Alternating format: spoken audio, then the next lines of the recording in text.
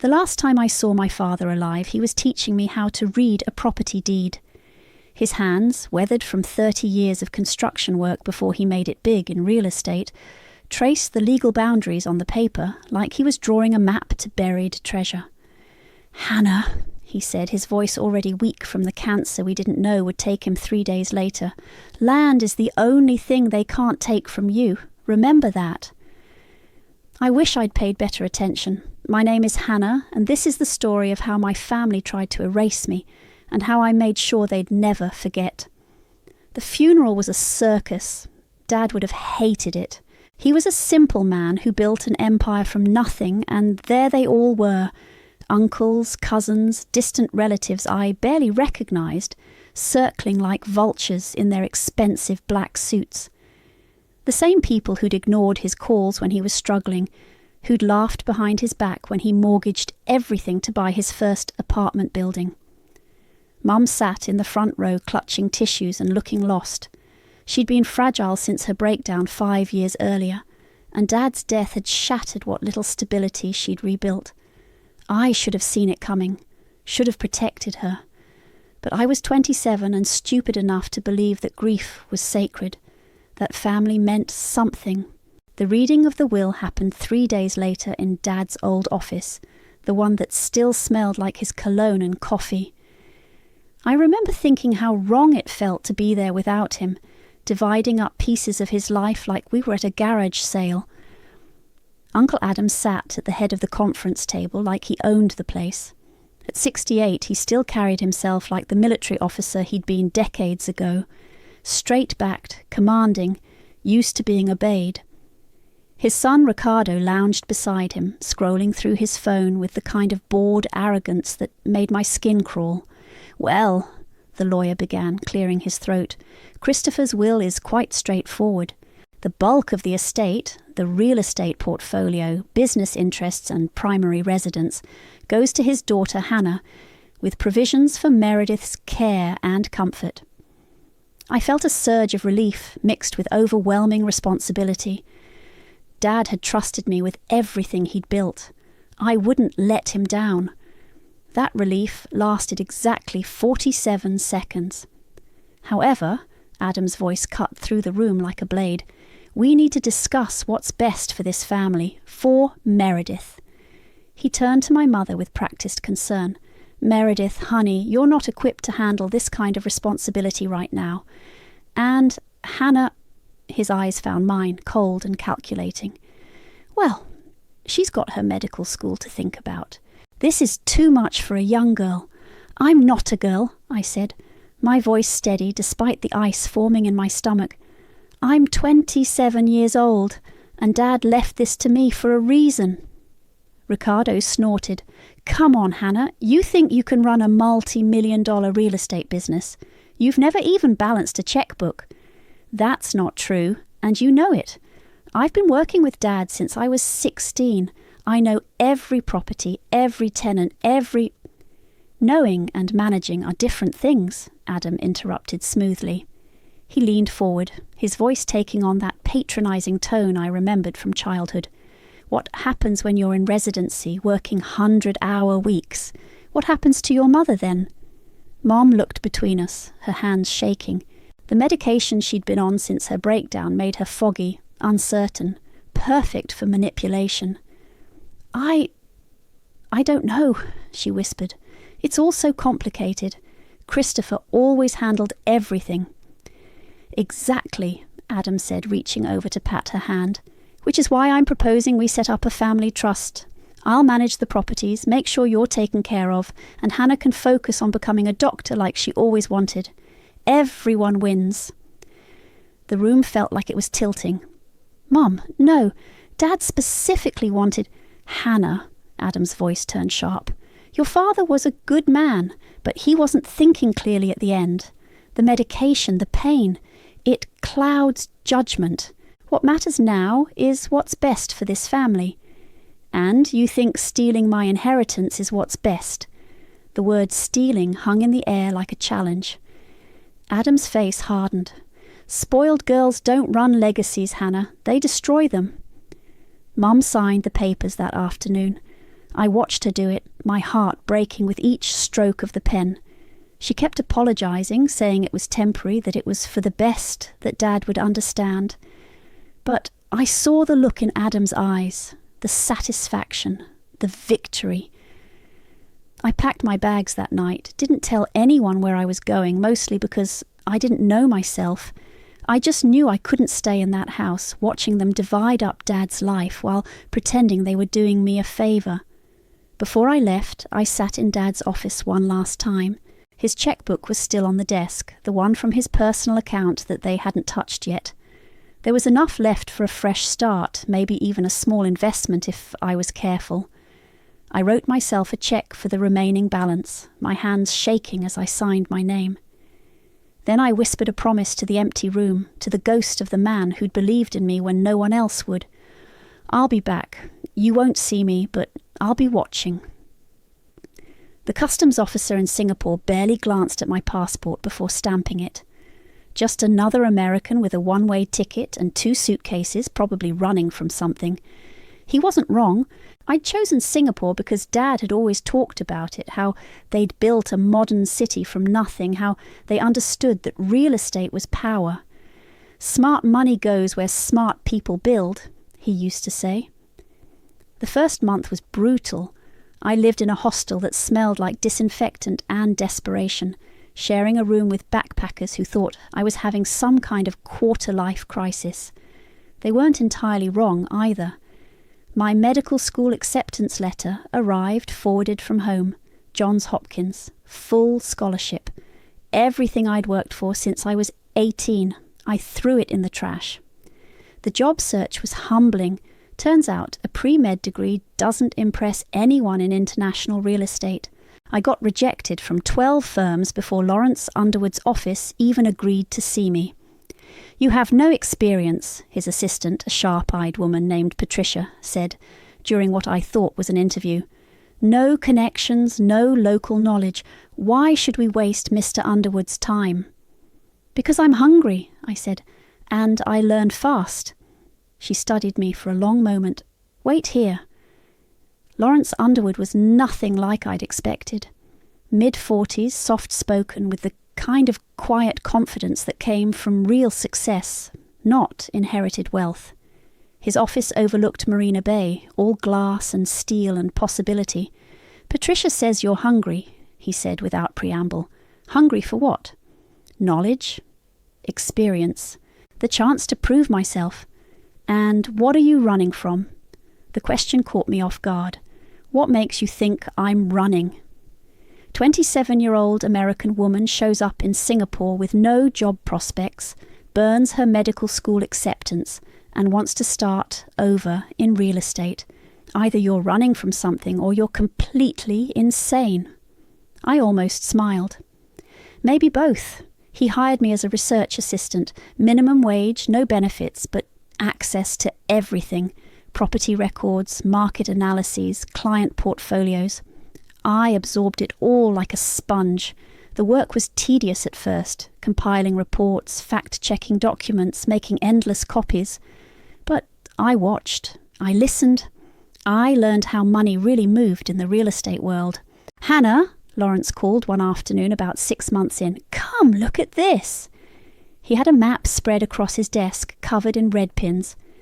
"Client wants to acquire a shopping district in Kuala Lumpur, 12 separate properties, 8 different owners. What's your read?" I studied the map, remembering everything Dad had taught me about reading neighbourhoods. The corner property is the key. Everything else depends on that one building. But look, I pointed to a small notation. The owner's been paying property taxes late for 3 years running. He's cash poor. And approach him last. Let him watch the other deals close, see the money flowing. He'll be desperate to sell by then. Lawrence smiled. "Exactly. You're ready for field work."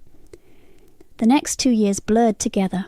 I travelled across Southeast Asia, learning how to read markets, how to spot opportunities, how to make people want to sell without them realising they wanted to. Lawrence became my mentor, teaching me that real estate wasn't about buildings. It was about understanding people. Every property has a story, he'd say. Every owner has a pressure point. Find the story, find the pressure point, and you can write your own ending. I got good at it, really good. Good enough that Lawrence started giving me my own clients, my own deals. Good enough that I could afford my own apartment, then a better one, then a small office. But I never forgot why I was there. Late at night, when the Singapore skyline glittered like scattered diamonds, I'd research properties back home. Not Dad's old holdings. Adam had sold most of those within the first year, just like I'd known he would. But the area around them, the neighbourhoods where my family had built their new lives with my father's money. I started small, a vacant lot 3 blocks from Uncle Adam's new house. I bought it through one of Lawrence's shell companies, paid cash, kept my name off every document. Interesting investment, Lawrence said when I showed him the paperwork. Residential lot in a declining American suburb. Not exactly our usual portfolio. Personal project, I said. He didn't ask questions. That was one of the things I'd learned to value about him. He understood that everyone had their reasons. The lot sat empty for a year while I planned. Then I had it developed. Nothing fancy, just a small office building with retail space on the ground floor. The kind of property that attracted local businesses, generated steady rental income. My first tenant was a boutique law firm. The second was a high-end salon. The third was a financial planning service. All of them catered to the kind of people who lived in expensive houses nearby. People like my family. I was reviewing the lease agreements one evening when Patricia knocked on my office door. "Package for you," she said, handing me a manila envelope with a local postmark. Inside was a rent check. The signature at the bottom made my hands shake. Stephanie Ellis, my cousin, the girl who'd spent our childhood telling everyone I was weird, who'd laughed when Adam called me a spoiled brat at the funeral. She'd rented space in my building for her interior design business. She was paying me rent and had no idea. I stared at the check for a long time, then carefully deposited it into my business account. "That's one," I whispered to the empty office. The second property took 18 months to acquire, a small apartment complex where Ricardo lived in the penthouse unit. He'd bought it with money from Dad's estate, money that should have been mine. Lawrence reviewed the purchase documents over coffee in his office. "You're building quite a collection back home," he observed. 5 properties now, all within a 10-mile radius. "Good investment area," I said, keeping my voice neutral. He set down the papers. "Your cousin Ricardo seems to enjoy hosting parties. According to the property manager's reports, noise complaints every weekend." I'd been getting those reports for 6 months. Ricardo throwing barbecues on what was technically my roof deck, inviting half the neighbourhood to drink beer and celebrate his success. The same success built on my father's grave. "Tenants have rights," I said, "as long as he pays rent on time. And if he doesn't, then we follow standard procedures." Lawrence smiled.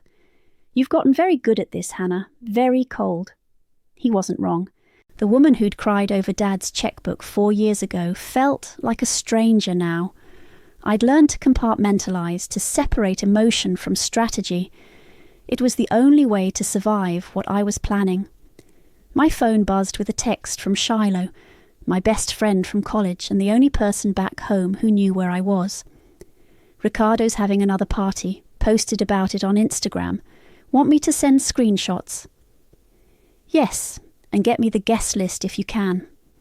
Shiloh had been my lifeline to home, feeding me information while everyone else thought I'd disappeared completely. She worked as a paralegal now, which gave her access to public records and legal databases. More importantly, she understood why I needed to know. The screenshots arrived an hour later, Ricardo grinning with a beer in hand, arm around some blonde woman I didn't recognize.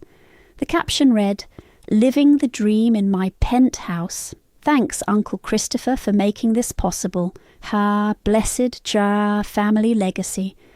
I stared at that hashtag until my vision blurred. Family legacy. He was celebrating stealing my inheritance and had the audacity to thank my dead father for it.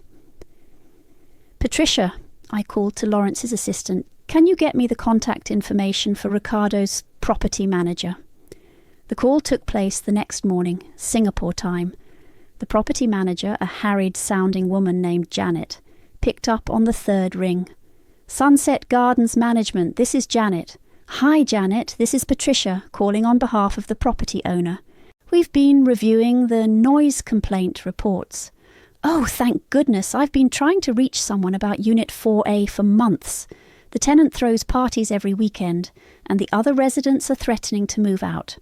"What's the lease situation?" "Month to month. He's been late on rent 3 times this year, but always pays eventually with some sob story about delayed checks." "Perfect. We'd like to implement a new policy. Any tenant more than 5 days late on rent gets a formal notice. More than 10 days, we begin eviction proceedings. No exceptions." "Are you sure? I mean, he usually pays..." "The other tenants are more valuable than one problem renter. Document everything." I hung up and immediately called my accountant in Singapore. "I need you to set up another shell company. Something that sounds corporate but generic." "What kind of business?" "Property management consulting." The next acquisition was trickier. Adam's house sat on a corner lot in an upscale neighbourhood, the kind of place where old money met new money and pretended they were friends. He'd bought it 2 years after Dad died, paying cash with money from the estate sale. The house itself wasn't for sale, but the lot behind it was. A narrow strip of land that had been used as a garden by the previous owner. Adam probably didn't even know it existed as a separate parcel. I bought it through the new shell company for twice the asking price. The seller, an elderly woman moving to Florida, was thrilled.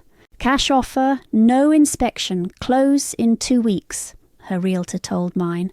She said it was like winning the lottery.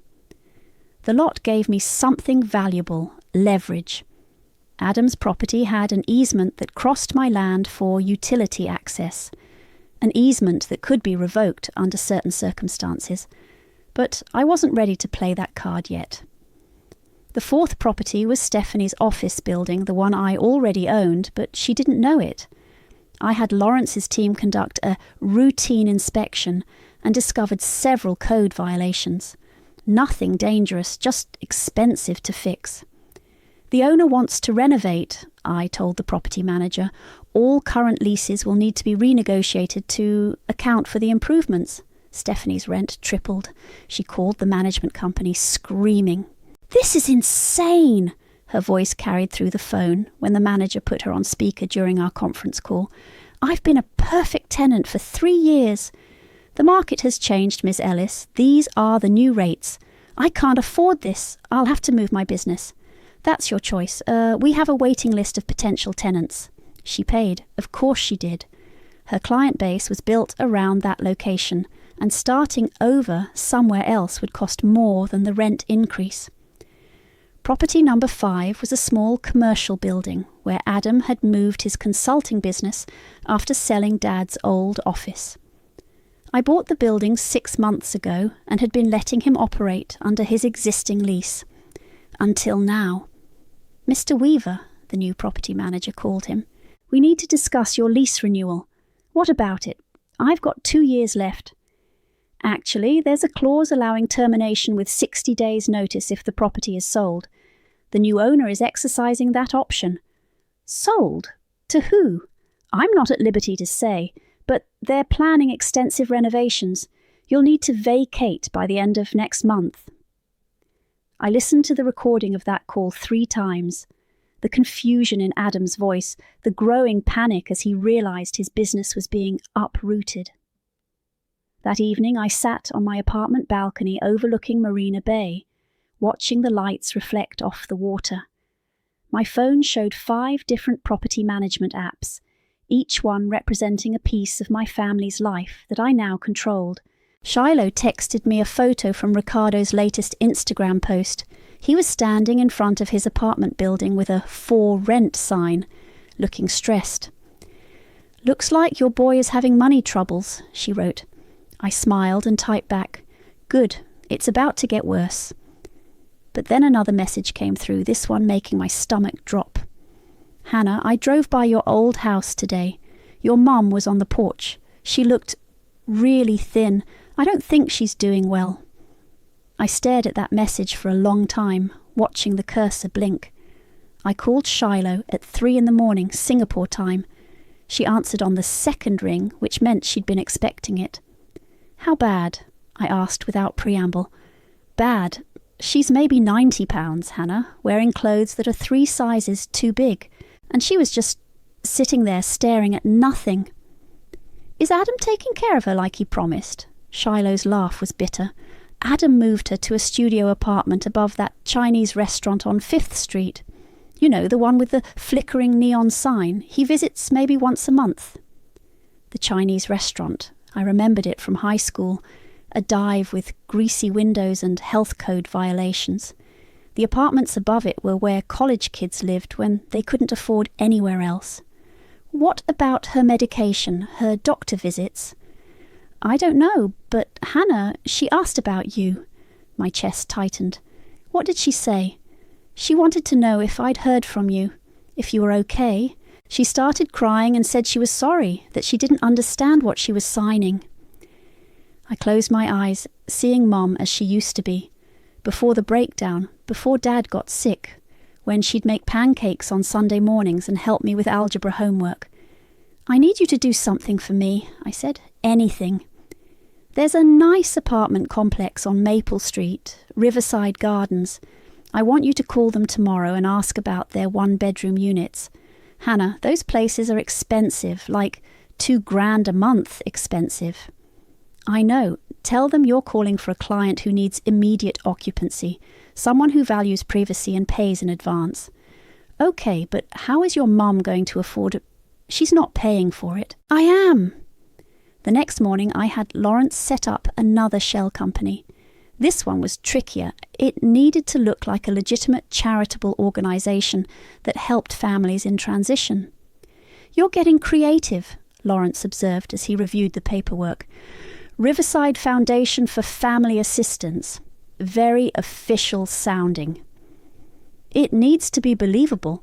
The recipient can't know where the money is really coming from. And if she asks questions, she won't. She's not in a state to ask questions." That was the hardest part, using Mum's fragility against her, even if it was for her own good. But I'd learned that sometimes you had to manipulate people to save them. The apartment was perfect. Ground floor, garden view, close to her old doctor's office. I had it furnished through another front company. Nothing fancy, just comfortable furniture and familiar touches. A coffee table like the one she'd had in Dad's house. Curtains in her favourite shade of blue. Shiloh handled the approach. She showed up at Mom's studio apartment with official-looking paperwork and a story about a foundation that helped families affected by sudden loss. "Mrs. Weaver, I'm from the Riverside Foundation. We've been reviewing applications for our family assistance program, and your case was flagged for emergency housing support." I listened to the recording Shiloh made on her phone, my heart breaking at how confused Mom sounded. "I don't understand. I didn't apply for anything." Sometimes family members or friends submit applications on behalf of people in need. The important thing is that you qualify for immediate housing assistance, a fully furnished 1-bedroom apartment, utilities included for as long as you need it. "I can't afford—" "There's no cost to you, Mrs. Weaver. This is a charitable program funded by anonymous donors who want to help families in transition." Anonymous? People who've been through similar losses and want to give back.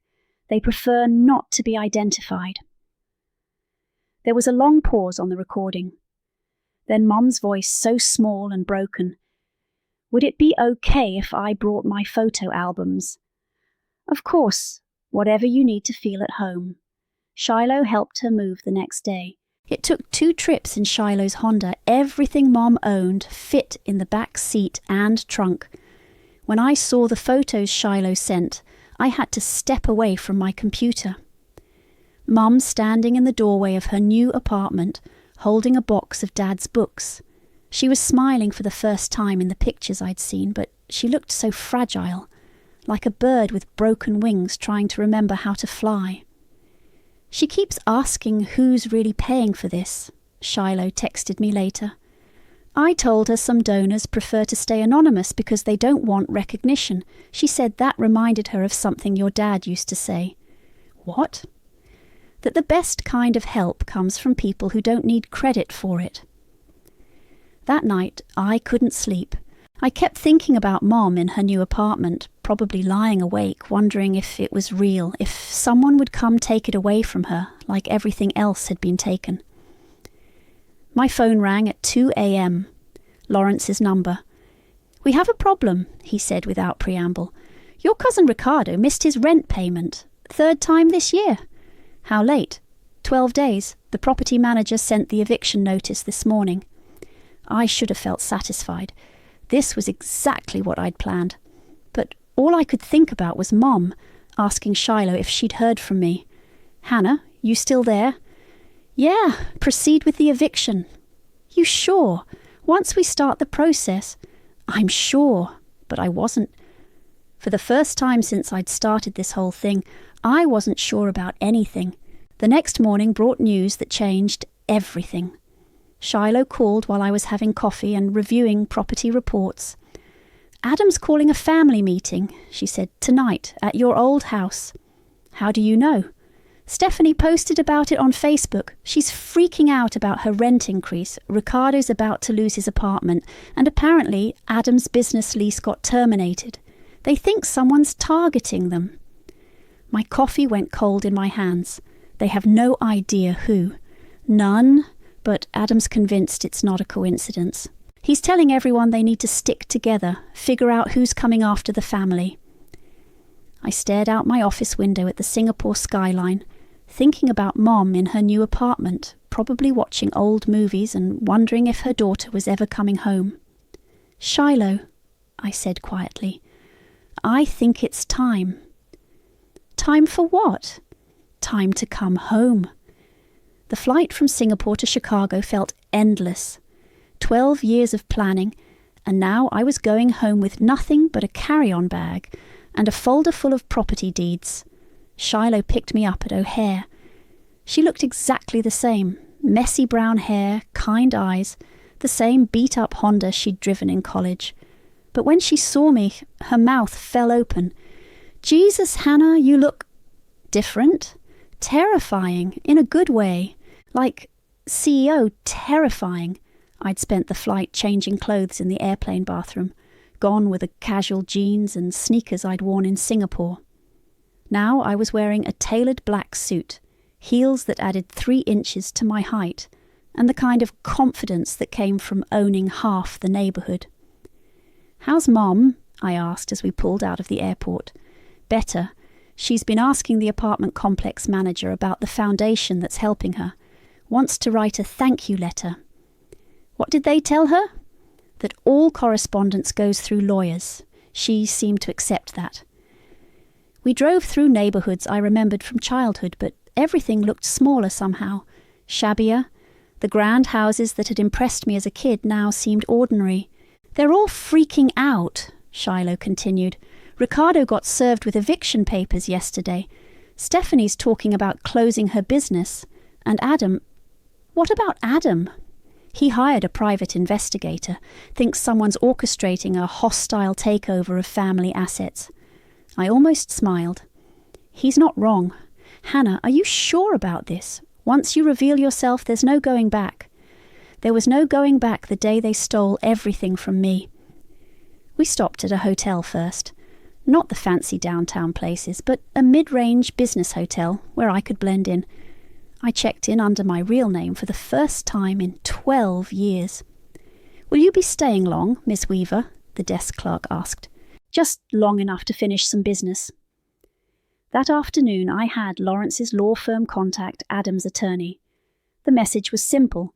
The anonymous property owner was willing to meet to discuss lease renewals, but only in person. Tonight, 7 p.m, at the old family house. Shiloh drove me there an hour early. We parked across the street, watching the house where I'd grown up. It looked different. Adam had painted it beige instead of the warm yellow Dad had chosen.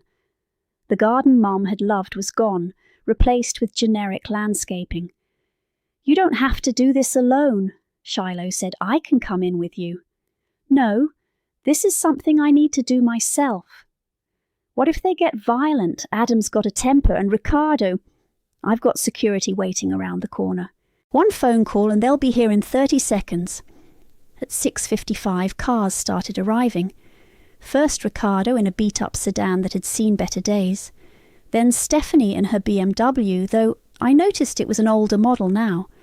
Finally Adam in a black pickup truck, slamming the door hard enough to echo down the street. I waited until 7:15. Let them stew. Let them wonder. Let them get nervous. When I finally walked up the front path, my heels clicked against the concrete Dad had poured himself 20 years ago. The sound echoed like gunshots in the quiet evening air. I could see them through the living room window, huddled around the coffee table like conspirators. The same coffee table where Mom used to serve cookies and milk when I was little. I rang the doorbell. Adam opened the door, and for a moment, his face went completely blank. Like his brain couldn't process what he was seeing. "Hello, Uncle Adam." Behind him I heard Stephanie gasp. Ricardo's voice. "What the hell?" "May I come in? We have business to discuss." Adam stepped back automatically and I walked into my childhood home for the first time in 12 years. Everything was different. The warm colours Mom had chosen were gone, replaced with cold greys and whites. Dad's bookshelves had been removed. Even the family photos were different, pictures of Adam's family where ours used to hang. They were all staring at me like I was a ghost, which, in a way, I was. "Sit down," I said, taking the chair that used to be Dad's favourite. "We need to talk." "Hannah," Stephanie's voice was shaky. "Where have you been? We didn't know if you were alive." "I've been busy, building a life, learning things, acquiring assets." Ricardo found his voice first. "What kind of assets?" I opened my folder and pulled out 5 manila envelopes, each one labelled with a name. I set them on the coffee table like I was dealing cards.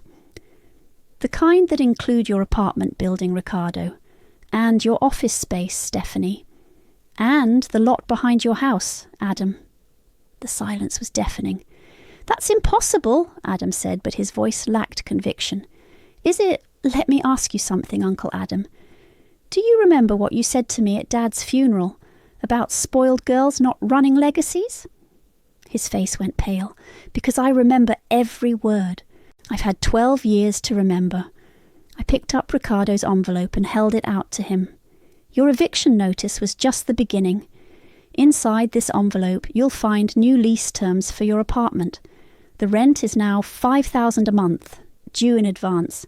$5,000? That's insane. The place isn't worth... It's worth what I say it's worth, because I own it. I turned to Stephanie. "Your office space is now $8,000 a month, also due in advance." "Hannah, please, I can't afford it." "And Adam." I saved his envelope for last. "Your business lease is terminated. You have 30 days to vacate. Oh, and that utility easement across my land behind your house, I'm revoking it. You'll need to find another way to get power and water to your property." Adam lunged forward, his face red with rage. "You little—" I held up my phone. "I have security outside. One call and they'll escort you off my property. Because this house, I own this too now." The lie came easily. I didn't own the house yet, but they didn't know that. "This is insane," Ricardo said, his voice cracking. "You can't just—" "Can't what? Take back what was stolen from me." I stood up, looking down at all of them. "You want to know where I've been for 12 years? I've been learning how to play the game you taught me. Learning that family means nothing when there's money involved." I walked to the window, looking out at the street where I used to ride my bike. "Each envelope contains a letter, the exact words you said to me the day you stole my inheritance. I kept them all. Every cruel word, every dismissal, every time you made me feel small. I turned back to face them. Payment is due in 3 weeks, cash only, no exceptions. Adam's hands were shaking with rage. You can't do this to family. Family? I laughed, and the sound was cold even to my own ears. You taught me that we're not family, Uncle Adam. We're just people who happen to share some DNA. I walked toward the door, then paused. Oh, and don't bother trying to fight this legally. I have the best lawyers money can buy. Lawyers who've been preparing for this moment for years. I opened the front door and stepped onto the porch where Mum used to wait for me to come home from school. 3 weeks, I called over my shoulder. Don't be late. I made it exactly 3 steps down the front walkway before Adam's voice exploded behind me. Hannah, get back here. We're not done. I turned slowly, my hand already reaching for my phone. Actually, we are, unless you're ready to discuss payment terms. Payment terms? Adam stormed down the porch steps, his face purple with rage. You think you can waltz back here after 12 years and threaten us? I'm not threatening anyone. I'm conducting business.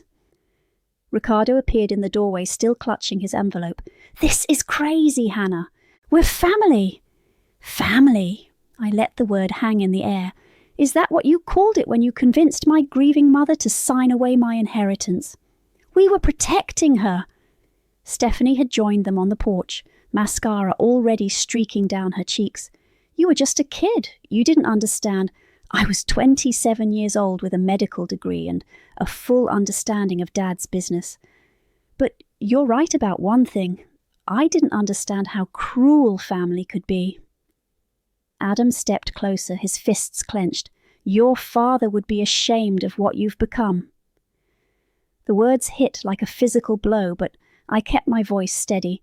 My father would be ashamed that his brother stole from his daughter and left his wife in a studio apartment above a Chinese restaurant. We took care of Meredith. You abandoned her. She's living off charity because you spent her security on your own comfort. What charity? Adam's eyes narrowed. What are you talking about? I almost smiled. The Riverside Foundation for Family Assistance. They've been very generous to Mom. Anonymous donors who believe in helping families in crisis. Understanding dawned on Adam's face. You're paying for her apartment. Someone who actually cares about her is paying for it. Someone who remembers what family loyalty looks like. Ricardo stepped forward, waving his eviction notice. Hannah, please. I've got kids now, 2 little girls. If I lose my apartment, you should have thought about that before you celebrated stealing their grandfather's legacy. What was it you posted on Instagram? Thanks, Uncle Christopher, for making this possible. His face went white. You've been watching us. I've been learning from you. You taught me that family is just another word for people who'll smile while they rob you blind. Stephanie was sobbing now. We can work something out, some kind of payment plan. The payment plan is simple. Full amount, 3 weeks, cash only. We don't have that kind of money. Then you'll lose your properties, just like I lost mine. Adam's control finally snapped. He lunged forward, grabbing my arm. You spoiled little... I yanked free and stepped back, phone already dialing. Marcus, I need you here. Now. Within seconds, 2 men in dark suits appeared from around the corner. Professional, calm, the kind of security that made people think twice about getting physical. Everything all right, Ms. Weaver? The taller one asked. Mr. Adam was just leaving my property.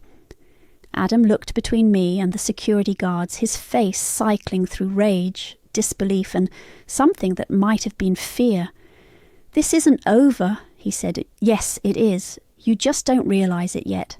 The security guards waited until Adam, Ricardo, and Stephanie had gotten in their cars and driven away before approaching me. You want us to stick around? Marcus asked. No, but stay in the area. I have a feeling they might try something stupid. I walked back to Shiloh's car, my hands shaking slightly as I got in. The adrenaline was wearing off, leaving behind a hollow feeling I hadn't expected. How do you feel? Shiloh asked as we drove away. Empty. That's not what I expected you to say. Me neither.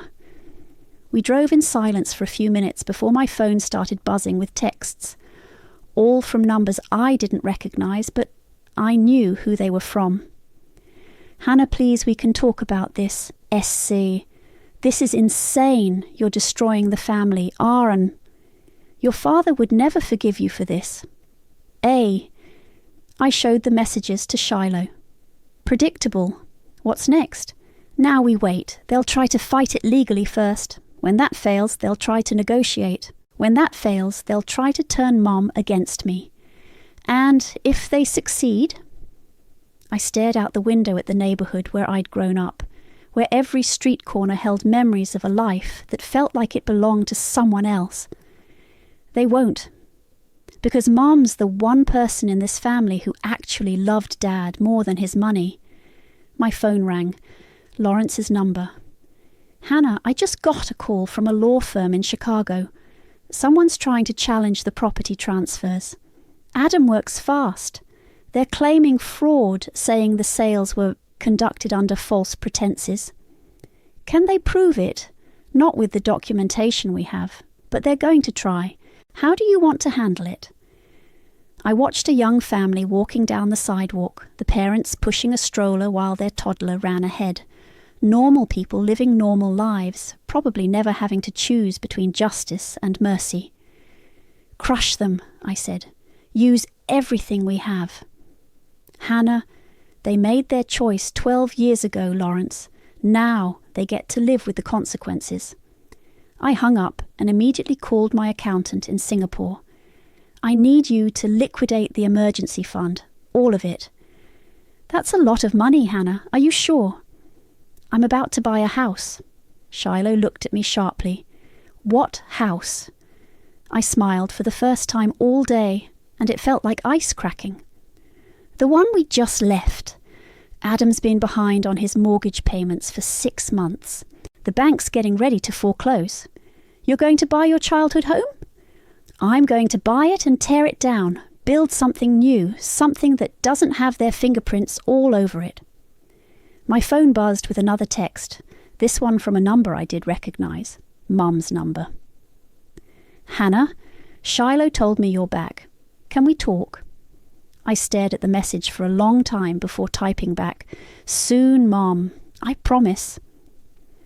The foreclosure auction was scheduled for a Tuesday morning at the courthouse steps. I arrived early, wearing sunglasses and a baseball cap, watching from across the street as Adam paced frantically on his phone. "No, you don't understand," his voice carried across the plaza. "Someone's targeting our family. This can't be a coincidence." I'd been back for 2 weeks, and the dominoes were falling exactly as planned. Ricardo had been evicted 3 days ago. Stephanie's business was closed, her inventory sold to pay debts. And now Adam was about to lose the house he'd bought with my father's money. The auctioneer called the proceedings to order at exactly 10 a.m. A small crowd had gathered, mostly investors and curious neighbours. I recognised several faces from my childhood, people who'd known my family when Dad was alive. "Opening bid is $200,000, the auctioneer announced. A man in a cheap suit raised his hand.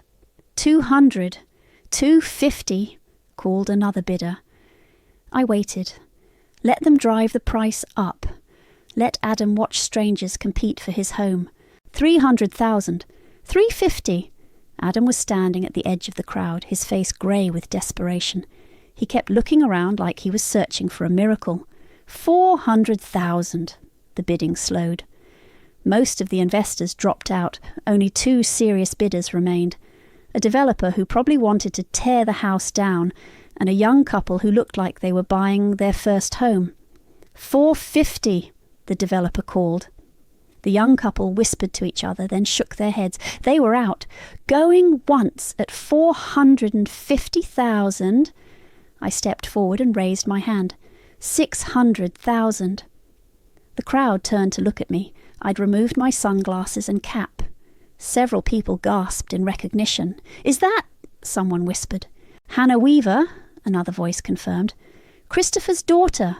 Adam's face went from grey to white. No, you can't..." $600,000, the auctioneer repeated. Do I hear 650? The developer looked at me, then at Adam, clearly sensing drama. He shook his head and stepped back. Going once, going twice, sold to bidder number 47 for $600,000. I walked up to complete the paperwork, ignoring Adam's stare. The whole process took 20 minutes. When I was done, I owned my childhood home. Adam was waiting for me on the courthouse steps. Why? His voice was broken. Why are you doing this to us? You know why. We were trying to protect the family legacy. You were trying to steal it, and you succeeded. For 12 years. Hannah, please, I'll lose everything. Good. Now you know how it feels. I walked away, leaving him standing there. But I didn't feel the satisfaction I'd expected. Just a hollow ache where victory should have been. That afternoon I drove to Mom's apartment. I'd been putting off this conversation for 2 weeks, but it couldn't wait any longer. She answered the door in a yellow sundress that was too big for her, but her eyes were clearer than they'd been in years. The apartment was bright and clean, filled with Dad's books and her photo albums. Hannah, she said my name like a prayer. You look so different. Hi, Mum. She stepped aside to let me in. Would you like some tea? I just made a pot. We sat at her small kitchen table, the same awkward politeness I remembered from my teenage years. But underneath it was something else, a wariness that hadn't been there before. Shiloh told me you've been back for a while, she said finally. 2 weeks. But you didn't come see me. I wasn't ready, she nodded, stirring her tea slowly. The foundation that's helping me. That's you, isn't it? I met her eyes. Yes. I thought so. You always were terrible at hiding things from me. She smiled, but it was sad. Why didn't you just tell me? Because I wasn't sure you'd accept help from me after what happened. What happened wasn't your fault, Hannah. I know that now. You signed the papers. I was broken, scared. Your father's death. It destroyed something in me. And Adam, he seemed so sure, so confident. He said it was what Christopher would have wanted. And now, she was quiet for a long moment. Now I know better. Your father left everything to you for a reason. He trusted you. I've been getting my revenge, Mom, against Adam, Ricardo, Stephanie. I've taken everything from them, just like they took everything from me. I know. Adam called me yesterday. He was crying. That surprised me. What did he say? That you'd gone crazy with power, that you were destroying the family. She reached across the table and took my hand. Are you? I don't know anymore. Your father used to say that revenge was like drinking poison and expecting the other person to die. Dad never had his life stolen by his own family. No, but he did have his heart broken by his brother once. Did you know that? I shook my head. When your father started his first business, Adam was supposed to be his partner. Instead, Adam took the idea and started his own company, left your father with nothing. I didn't know that. Your father could have destroyed him. He had the connections, the resources, but he chose to build something better instead. He said success was the best revenge. I'm not Dad. No. You're stronger than he was and angrier, but Hannah, she squeezed my hand. What happens when the revenge is over? What happens when you've taken everything from them? What do you have left? I didn't have an answer for that. My phone buzzed with a text from Lawrence. Bank approved the demolition loan. Construction crew can start Monday. I bought our old house today, I told her, at the foreclosure auction. Are you going to live there? I'm going to tear it down, build something new. Mum was quiet for a long time. Then she said, Your father planted an oak tree in the backyard the day you were born. He said it would grow up with you. I remember. What happens to the tree? I looked out her window at the setting sun, thinking about the tree that had shaded my childhood, that had watched me learn to ride a bike and helped me through my first heartbreak. I don't know, Mom. I honestly don't know. That night I sat in my hotel room with my laptop, writing the final post for the blog I'd been keeping throughout this whole process, the one that would reveal everything to the world. But I couldn't finish it. Every time I tried to type the ending, I thought about Mum's question. What happens when the revenge is over? What do you have left? The demolition crew was scheduled to arrive at 8 a.m. I stood in the driveway at 7:30, watching the house where I'd grown up, trying to feel something other than emptiness. The front door opened, and Mum walked out. I thought you might be here, she said, carrying 2 cups of coffee. How did you get in? I still have a key from when I lived here. She handed me a cup. I wanted to see it one more time before... We stood in silence, looking at the house that held 30 years of memories. Dad teaching me to change a tyre in this driveway. Mum's garden parties in the backyard. Christmas mornings and birthday celebrations and ordinary Tuesday dinners that had seemed so unimportant at the time. I went to see Adam yesterday, Mum said quietly. Why? Because someone needed to. He's staying in a motel, Hannah, lost £40. His wife left him. Good. Is it? She turned to look at me. Is this what you wanted? Before I could answer, a car pulled up. Stephanie got out, looking older than her 39 years. She walked toward us hesitantly. Hannah, can we talk? There's nothing to talk about. Please, 5 minutes. Mum touched my arm. I'll wait in the car. Stephanie waited until Mum was out of earshot. I know you hate me. I know you have every right to, but I need you to know something. I'm not interested in apologies. It's not an apology. It's the truth. She took a shaky breath. The day we convinced your mum to sign those papers, I didn't want to do it. But you did it anyway. Adam said if we didn't act fast, creditors would take everything, that your mum would end up with nothing. He made it sound like we were protecting her. You were protecting yourselves. Yes, but I also believed him. I was 27 and stupid, and I thought older men knew better. Tears started running down her cheeks. I've regretted it every day for 12 years. Not enough to give back what you stole. I tried.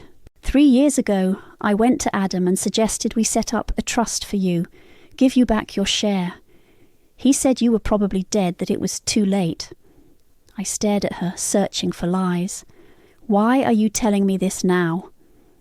Because I'm losing everything anyway. My business, my house, my marriage. And because... She wiped her eyes. Because I found something. She pulled an envelope from her purse. Old, yellowed, with my name written in Dad's handwriting. I found this in your mom's things when we were helping her move out of the house. I kept it, thinking maybe someday I'd find you and give it to you. My hands shook as I took the envelope. Inside was a letter, dated 3 days before Dad died. My dearest Hannah, if you're reading this, then I'm gone, and things probably didn't go the way I planned. I'm writing this because I know my family, and I know what grief can make people do. I need you to know that everything I built was for you. Not because you're my daughter, though that's reason enough, but because you're the only one who understands that money isn't the point. It's what you do with it that matters. If they take it from you, don't spend your life trying to get it back. Build something better. Be better than they are. That's the only revenge that matters. I love you more than all the property deeds and bank accounts in the world. Dad. I read the letter twice, my vision blurring. When I looked up, Stephanie was watching me with something that might have been hope. He knew, I whispered. Knew what? That you'd steal from me. He knew, and he still believed I'd be okay. The demolition truck rumbled down the street. I folded the letter carefully and put it in my pocket. Stephanie? Yeah? The lease on your old office space. It's available again. Same rent you were paying before. Her eyes widened. Hannah, I can't afford... You can afford it, because I'm hiring you to design the new house I'm building here. What? I need an interior designer, someone who remembers what this place used to feel like, someone who can help me build something better.